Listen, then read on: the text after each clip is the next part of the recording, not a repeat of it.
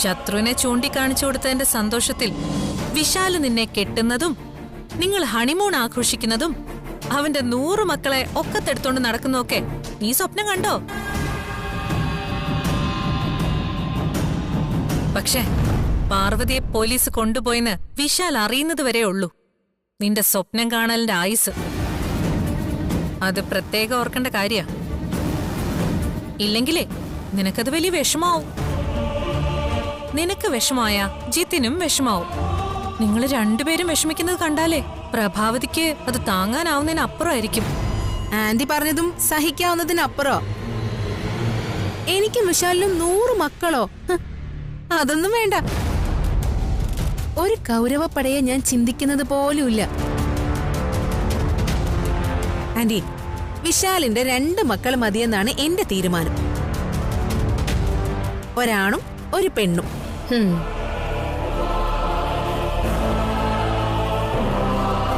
ഏറ്റവും ഭാഗ്യമുള്ള 2 കുട്ടികളായിരിക്കും അവര്.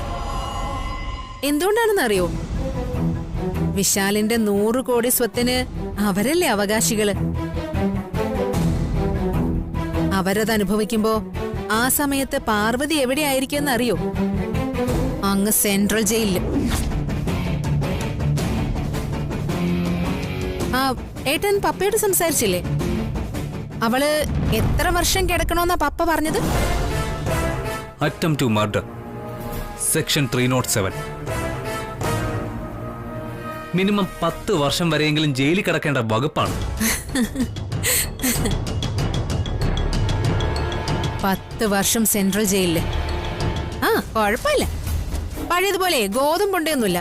നല്ല ശാപ്പാടും കഴിച്ച് കിടക്കാം. പാർവതി ജയിലിൽ കിടക്കുന്നു. അങ്ങനെ സംഭവിച്ചാലേ നിന്റെ ചെരുപ്പ് ഞാൻ പോളിഷ് ചെയ്തു തരും. വിശാൽ ബ്രോ വന്നാലേ കളി മാറൂന്ന് ഞാൻ പറഞ്ഞത് ഏതർത്ഥത്തിലാണെന്നേ നിനക്ക് വൈകാതെ മനസ്സിലാവും. വിശാൽ ബ്രോ ഒന്നിങ്ങോട്ട് വന്നോട്ടെ, എന്നിട്ട് നമുക്ക് കാണാം.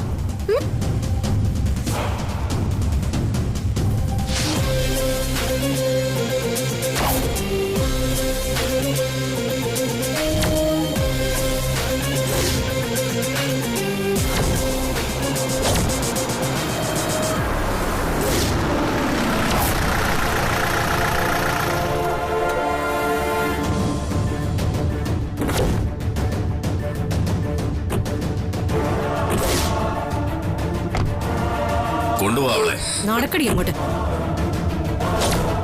Sir, sir.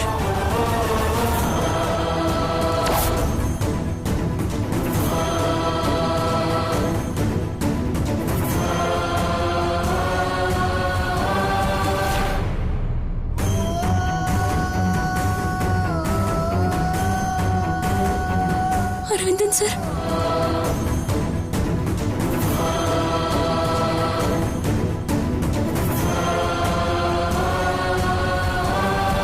സർ,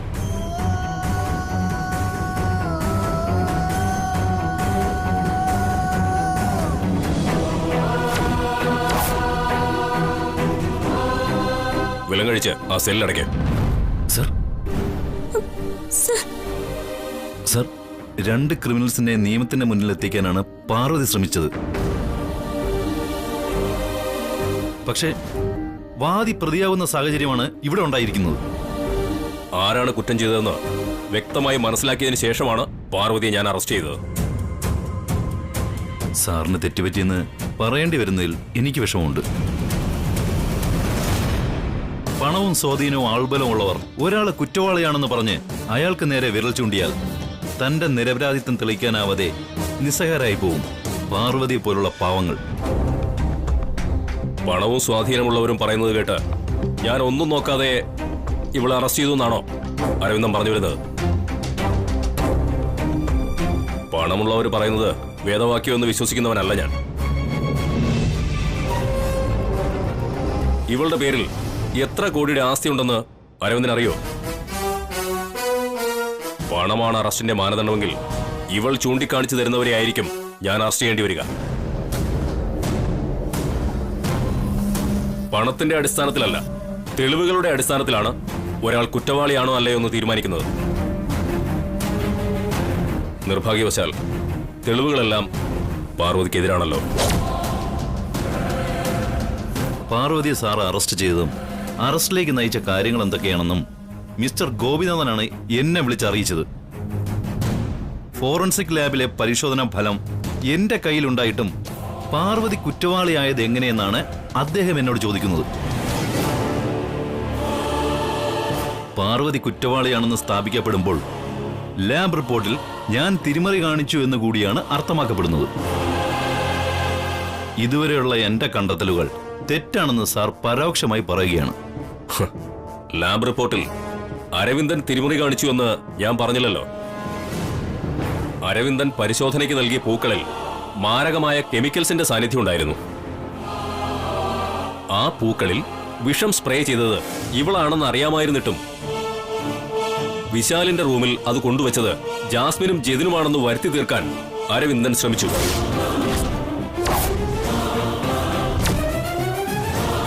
അത് അരവിന്ദന്റെ ഭാഗത്തു നിന്നുണ്ടായ ഗുരുതരമായ കൃത്യവിലോപമാണ്. എനിക്കും ഈ കുറ്റകൃത്യത്തിൽ പങ്കുണ്ടെന്ന് സാർ വരുത്തി തീർക്കുകയാണോ? ഇവൾ കുറ്റം ചെയ്തിട്ടുണ്ടെങ്കിൽ ഞാൻ ഇവൾക്ക് വേണ്ടി സംസാരിക്കുമെന്ന് സാറിന് തോന്നുന്നുണ്ടോ? ജാസ്മിനും ജിതിനും കുറ്റം ചെയ്തിട്ടില്ലെങ്കിൽ ഞാൻ എന്തിന് അവർക്ക് നേരെ തിരിയണം? അവരെ നിങ്ങൾ ശത്രുവായി കാണുന്നതുകൊണ്ട്. What you mean sir? Exactly what I said. നിങ്ങളുടെ സഹോദരി ഭർത്താവായ ജെതിനോടും അയാളുടെ അനിയത്തോടുമുള്ള വ്യക്തിവിരോധം തീർക്കാൻ നിങ്ങൾ നിങ്ങളുടെ അധികാരം ഉപയോഗിച്ചു എന്നാണ് എനിക്ക് എന്റെ അന്വേഷണത്തിൽ നിന്നും മനസ്സിലായിട്ടുള്ളത്. അയ്യോ സാർ, ഞാനൊരിക്കലും അങ്ങനെ. Stop it. ഗുരുതരമായ ഒരു വീഴ്ചയാണ് നിങ്ങളുടെ ഭാഗത്തുനിന്നുണ്ടായത്.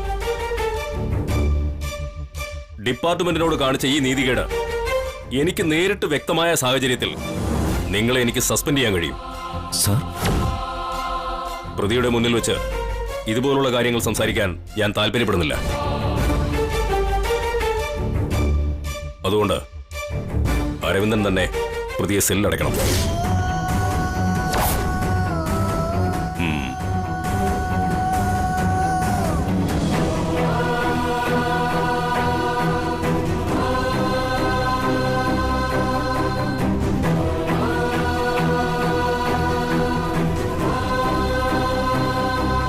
ഈ വിലങ്ങഴുകി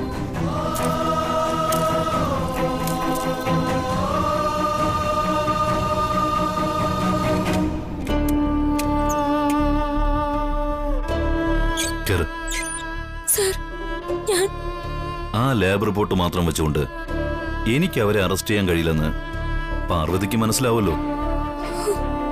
അവരെ പൂട്ടുന്നതിന് കൂടുതൽ തെളിവുകൾ വേണം. അത് കണ്ടെത്താനുള്ള അന്വേഷണത്തിലായിരുന്നു ഞാൻ.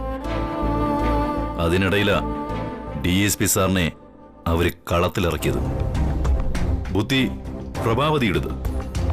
സാറിനെ കണ്ട് സംസാരിച്ചത് പ്രതാപനും. അതൊന്നും സാരമില്ല സർ. ഇതും ഉദയന്നൂരമ്മ എന്റെ തലയിൽ എഴുതി വെച്ചിട്ടുണ്ടാവും. സാർ എന്നെ സഹായിക്കാൻ ശ്രമിച്ചിട്ടുണ്ട്.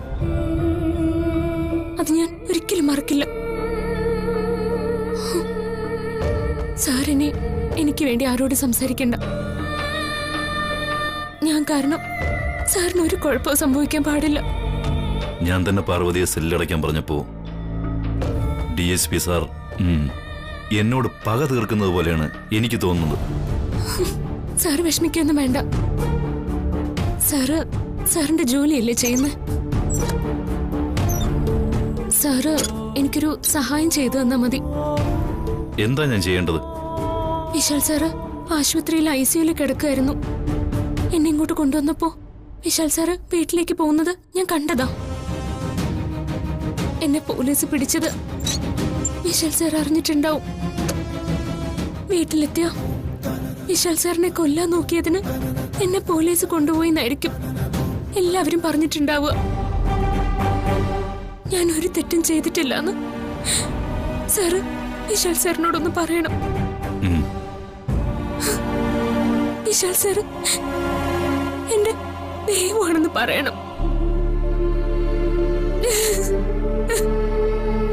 പാർവതി, കേറ്.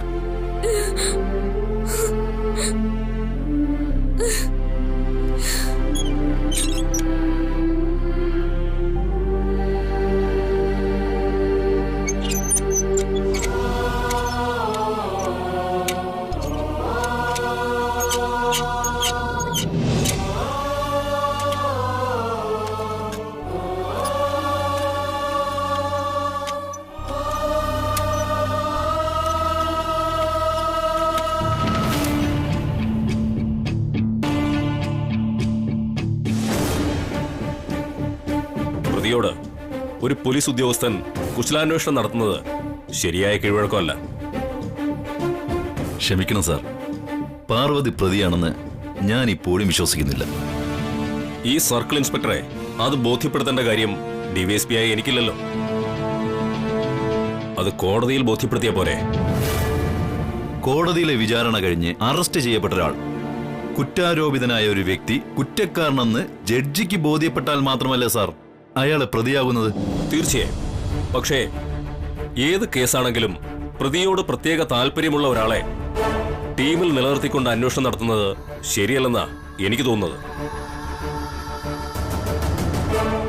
അരവിന്ദൻ പേടിക്കണ്ട, ഞാൻ സസ്പെൻഡ് ചെയ്യാനൊന്നും പോകുന്നില്ല. അരവിന്ദൻ ഒരു കാര്യം ചെയ്യണം. ഒരാഴ്ചത്തേക്ക് മെഡിക്കൽ ലീവ് എടുത്തു വയ്ക്കോ. ഇപ്പൊ തന്നെ അപേക്ഷ എഴുതി കൊടുത്തേക്ക്.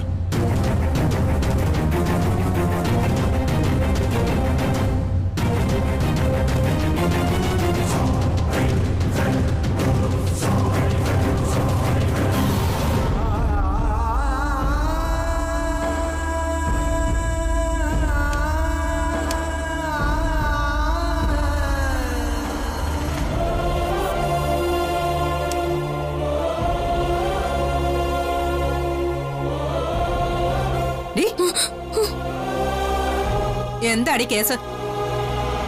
ചോദിച്ചത് കേട്ടില്ലേ? നിന്നെ പോലീസ് പിടിച്ച എന്തിനാണെന്ന്?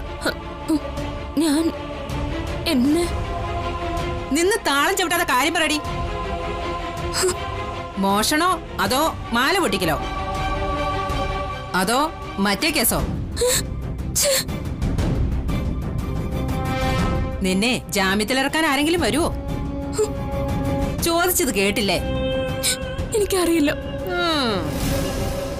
താലിയും കുങ്കുമൊക്കെ ഒക്കെ ഉണ്ടല്ലോ. അപ്പൊ നിനക്കൊരു പാപ്പാനുണ്ട്. നിന്നെ പുറത്തിറക്കാൻ അയാള് വരുവോ? എന്നെ പോലീസ് പിടിച്ചത് വിശാൽ സാറ് അറിഞ്ഞിട്ടുണ്ടാവില്ല.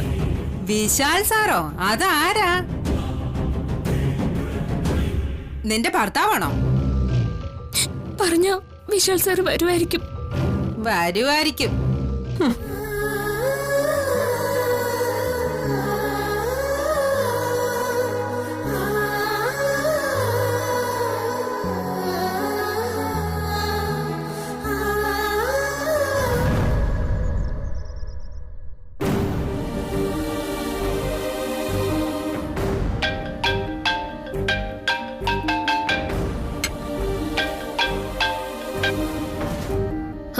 ഹലോ വിപിൻ.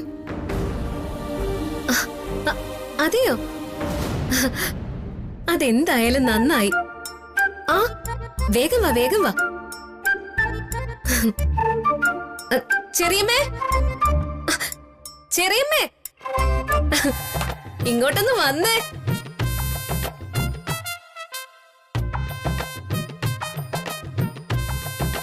ചെറിയമ്മേ, എന്തിനടി കിടന്ന് വിളിച്ചു പോകുന്നേ? പ്രഭാതത്തിന്റെ വരവറിയിച്ച് പൂവൻ കോഴികൾ കൂവാറില്ലേ, അതുപോലെ ഒരു വരവറിയിക്കാനുള്ള കൂവലായിരുന്നു ഇത്. വരവറിയിക്കാനോ? ആരുടെ? ഗായത്രി വില്ലയിൽ ഗോപിനാഥിന്റെയും ഗായത്രിയുടെയും മകൻ ശ്രീമാൻ വിശാൽ ഗോപിനാഥ് ആശുപത്രിവാസം അവസാനിപ്പിച്ച് സ്വഭവനത്തിൽ എഴുന്നള്ളുന്നേ. ആ ചെറിയമ്മേ, പാർവതി ഗോതമ്പുണ്ട തിന്നുന്നത് കാണാൻ കാത്തിരുന്നവരെ വിളറി വെളുത്ത് വിയർത്ത് നിൽക്കുന്നത് കാണണമെങ്കിലേ 1-2 മിനിറ്റ് വെയിറ്റ് ചെയ്യാമോ? വിശാൽ ബ്രോ ഇപ്പൊ ഇങ്ങെത്തും. ദൈവം പാർവതിയുടെ കൂടെയാണെന്ന് ഇപ്പൊ എല്ലാവർക്കും മനസ്സിലായിട്ടുണ്ടാവും. പാർവതിയെ പോലീസ് പിടിച്ചോണ്ടുപോയ കാര്യം വിശദമായിട്ട് ഞാനങ്ങ് പറയാൻ പോവാ. അപ്പൊ തന്നെ വിശാൽ ബ്രോ സ്റ്റേഷനിൽ പോയി പാർവതിയെ കൂട്ടിക്കൊണ്ടു വരികയും ചെയ്യും. അതിനുവേണ്ടി ഇവിടെ കിടന്ന് ആട്ടമാടിയവരെ എല്ലാം മൂക്കുകൊണ്ട് ഇക്ഷ വരപ്പിക്കും. പിന്നെ വരച്ചത് തന്നെ. എടി 10 പൈസയുടെ ബുദ്ധി പോലും ഇല്ലല്ലോ നിനക്ക്. ഒരു സർജറിക്ക് തുല്യമായ അവസ്ഥയില് ICUല് കിടക്കുകയാണ് വിശാൽ. അതും തലയ്ക്കാണ് പരിക്ക്. അങ്ങനെയുള്ളവൻ ഡിസ്ചാർജ് ചെയ്തു വരുമ്പോ ഒരു കാരണവശാലും അവന്റെ മനസ്സ് വിഷമിപ്പിക്കാൻ പാടില്ല. വിശാൽ ബ്രോയ്ക്ക് ഒരു ടെൻഷനും കൊടുക്കാതെ നോക്കണമെന്ന് തന്നെയാ എന്റെയോ ആഗ്രഹം. ആ വഴിയുണ്ട്. അമ്മയും ജാസ്മിനും കൂടെ പോയി പാർവതിയെ കൂട്ടിക്കൊണ്ടുവാ. പാർവതിക്ക് പകരം മറ്റൊരു പ്രതിയെ ഡിവൈഎസ്പിക്ക് കൊടുക്കേണ്ടി വരും. ജാസ്മിന്റെയും ജതിന്റെയും പേര് പറയാം. വിശാൽ ബ്രോയ്ക്ക് എന്തെങ്കിലും സംഭവിച്ചു പോയാ നോക്കാൻ എല്ലാവരും ഉണ്ട്. വലിയ വലിയ ഹോസ്പിറ്റലിൽ കൊണ്ടുപോയി ചികിത്സിക്കാനുള്ള കഴിവും ഉണ്ട്. പാർവതിക്കാ ഒന്നും ഇല്ലാത്തത്, ആരും ഇല്ലാത്തത്. അതുകൊണ്ട് ഞാൻ പരിഗണിക്കുന്നതേ പാർവതിയാ. ഗാർഗി വേണ്ട, വിശാൽ ഒന്നും അറിയരുത്. അച്ഛ പറയാതിരുന്ന എങ്ങനെയാ? പാർവതി പിന്നെ രക്ഷിക്കണ്ടേ? ഗാർഗി, മുതിർന്നവര് പറയുന്നത് അനുസരിക്കാൻ പഠിക്കും. ഗോപിയേട്ടനോട് തർക്കുത്തരം പറയുകയല്ല വേണ്ടത്.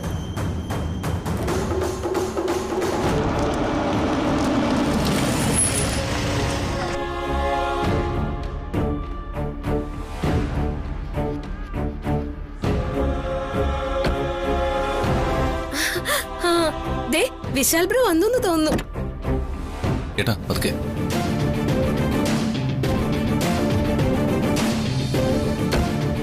ഏയ്, എന്നെ പിടിക്കൊന്നും വേണ്ട, എനിക്ക് കുഴപ്പമൊന്നുമില്ല.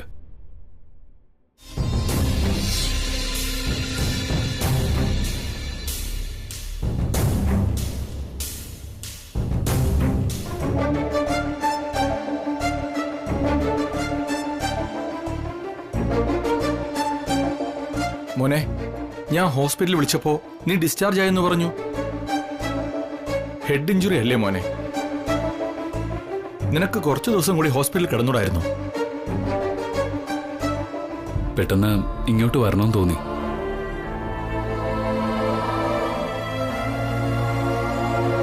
ഇവിടെ റെസ്റ്റ് എടുത്താലും മതിയല്ലോ അച്ഛാ.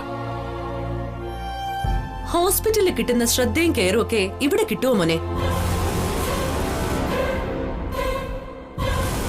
ഞങ്ങൾ ആരും കൂടെ ഇല്ലാത്തതിന്റെ മനപ്രയാസമാണെങ്കിൽ അമ്മ മോന്റെ കൂടെ നിൽക്കാം. വാ മോനെ, ഹോസ്പിറ്റലിലേക്ക് തിരിച്ചു പോവാം. വന്ന് കേറിയതല്ലേ ഉള്ളൂ അമ്മേ. അപ്പോഴേക്കും പറഞ്ഞേക്കാൻ തിടുക്കമായോ? വിശാൽ ബ്രോ ഒന്ന് ശ്വാസം വിട്ടോട്ടെ.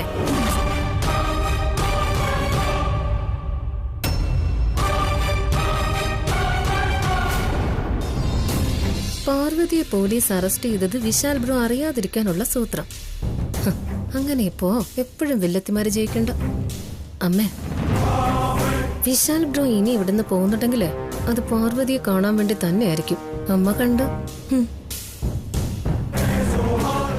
വാ മോനെ, കുറച്ചു നേരം ഇങ്ങനെ നിന്നാലേ തളർച്ചയും വേദനയും കൂടും. എത്രയും വേഗം നമുക്ക് തിരിച്ചു പോകാം. വിപിൻ, വിശാല് ഹോസ്പിറ്റലിൽ തിരിച്ചു വരുന്നു. നീ ഹോസ്പിറ്റലിൽ ഒന്ന് വിളിച്ചു പറഞ്ഞേ. ഏയ് വേണ്ട, ഇനി ഞാൻ ഹോസ്പിറ്റലിലേക്കില്ല. പാർവതി എവിടെ?